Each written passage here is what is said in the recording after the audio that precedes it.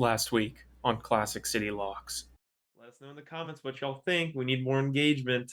I would like to take a minute here, Mike, because personally, I have felt affronted by the Classic City Lock viewership lately. We have been averaging like one or two comments, and I don't know, maybe it's just time to pack it up if we don't get like over five comments this week. Maybe Mike will do the show by himself, and we'll see how that goes next Yeah. week. I'm saying it now. If we don't get more than five comments, I might be out.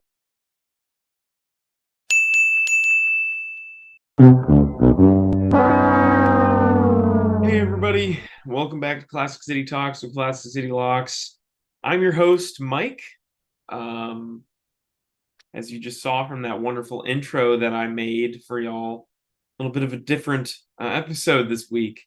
So Wes will not be joining us, sadly, but um, he was adamant. He laid the challenge out on the table, and he's a man of his word. I have to share his letter. He left with me before I started the show today. This is Wes's letter. He says, "Dear Classic City Locks faithful, I was hurt and ashamed to check our most recent video and find my challenge not taken seriously. I have no one to blame but myself. Clearly, we are not providing the entertainment content I thought we were. I really wish I could be with you tonight, but I am nothing if not a man of my word. It is with deep sadness that I leave the show in Mike's more than capable hands. Enjoy the locks. I'll see you next week, Wes." Yeah, he said last week we didn't get five comments that he wouldn't be here, five comments or more. So I'm flying solo this week. Let's jump right into it. Last week, not too shabby, nothing crazy. In terms of our mutual picks, the wagon, Purdue, Michigan, over 50 and a half. It looked like it was in trouble, and at the end, Purdue got a garbage time touchdown, knocked us over. That's a hit. Ole Miss had a little bit of a late game collapse, let A&M get back into it. So they pushed. They won that game by 3. And then Bama -3 smashed versus LSU. We all knew that LSU was not winning that game 2 years in a row, especially not on the road. Mutual picks. The Notre Dame Fighting Irish are officially dead to me. I have nothing good to say about them anymore. You cannot go from beating USC by like 18 points to getting throttled by Clemson, getting back into the game, and then losing it again. So they did not cover 3.5 or 3. And Wes took Iowa -5 at Northwestern, and that game ended exhilarating. I think that Iowa won 10-7. So that historical under that opened around like 29.5 did hit. They did not cover that though. So we had 2 hits, 2 misses, and 1 push. Back at it again this week. It feels very weird, guys, not having my wingman Wes here. But I'm going to persevere. So, first pick of the week, we have Ole Miss going to play Georgia. Ole Miss, bit of an interesting team in the West. We know that Western Division is kind of a bloodbath right now, but people are rising to the top. Ole Miss and Bama have certainly done that. Ole Miss is 6-2-1 against the spread. Georgia, on the other hand, 2-6-1. Ole Miss has that one loss to Bama, as y'all know.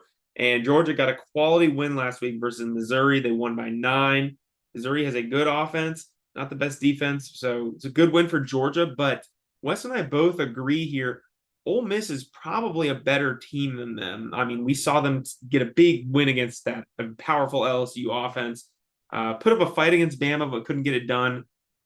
But we like Georgia to win this game here by like 7-10, but 11 is too much to not take it. So we're gonna take Ole Miss +11 at Georgia. Up next, back to the wagon. We're gonna keep riding the wagon till it derails. Michigan at Penn State. The line is down again. It's at 45. Yeah, there's a lot that could be said about this game. I think we're definitely going to get some quality scores at a Penn State playing at home. They're a good team. They have that one bad loss. Other than that, they're golden. And we know Michigan, I mean, they're scoring like 40 points a game minimum. We saw them do that last week. There's just no way that they don't score at least 35 here, and Penn State's going to put up a fight at home here. They have a lot to fight for, so we're going to stick with the wagon. And then we are taking Alabama minus 10.5 at Kentucky. Against Kentucky, this line, we've seen Missouri, Georgia, and Florida all cover this pretty handily, I might add. And in the history of this series, in the last 6 games, Alabama's won all of them.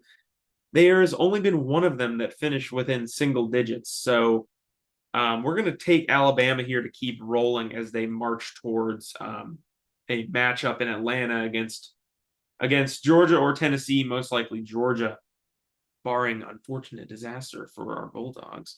So yeah, they have no reason to take their foot off the gas. They're gonna take the wind out of the sails of a Kentucky team that's been exposed by good teams that they've played this season. So those are our mutuals. And then going into Wes's pick, he is taking Florida at LSU under 65.5. LSU is 9-0 on overs this season. And Wes says here in the notes he provided with me, parentheses, Vegas gotta adjust. Florida is 1-8, going over 65.5. LSU is 3-6 under this line this season. So Wes likes the under here as a rivalry game. LSU maybe being taken down a little bit of a notch by a sneaky Florida team. Maybe they put some points on the board. It ends in the 40s to 50s. Way too much for me. I mean, we've seen LSU go to town on some teams, and I think that we're going to get something out of Florida. This game is always a little competitive, but that is Wes's under 65.5. For me, this is a team that I kind of was sleeping on at the beginning of the season. Oklahoma State, I didn't really like what I saw out of them at the beginning of the season when they dropped a game to South Alabama. But credit where credit is due. This team has come into their own. They are fighting for a Big 12 championship spot. And they're going to play UCF, a very interesting program here. Oklahoma State, they're 7-2, 5-1 in the Big 12. They start out the season rough, like I said, with that loss. For some reason, ESPN has UCF favored by 51.5% chance of winning this game. I think that's an overreaction. Oklahoma State is favored by 2.5 on lines here. They've won 5 out of 5 last games.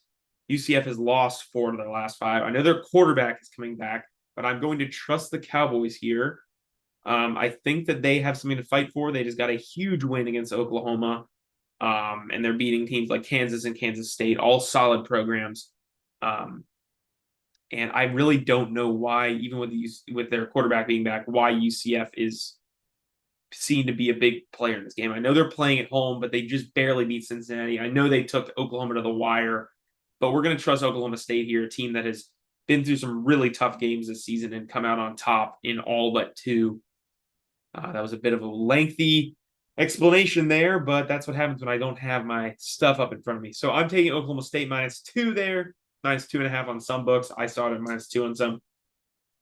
And those are our 5 picks. I know that there's a lot of you that are probably like, why the heck did Wes do that? It's ridiculous. He's a man of his word, okay? There's one thing here at Classic City Locks. We are men of our word. This is a very weird experience for me. Just talking to myself. I'm just staring into my own eyes here on the computer here. Very odd. So I hope to see Wes next week.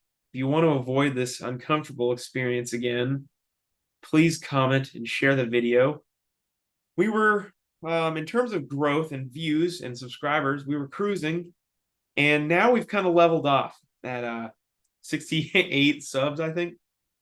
We're at cruising altitude, and Wes and I are looking to pull the throttle back and keep going up. So, like we said, we need you to start stealing family members' devices, logging into accounts, creating accounts, and subscribing, because he and I want to be able to, continue giving all this cool content.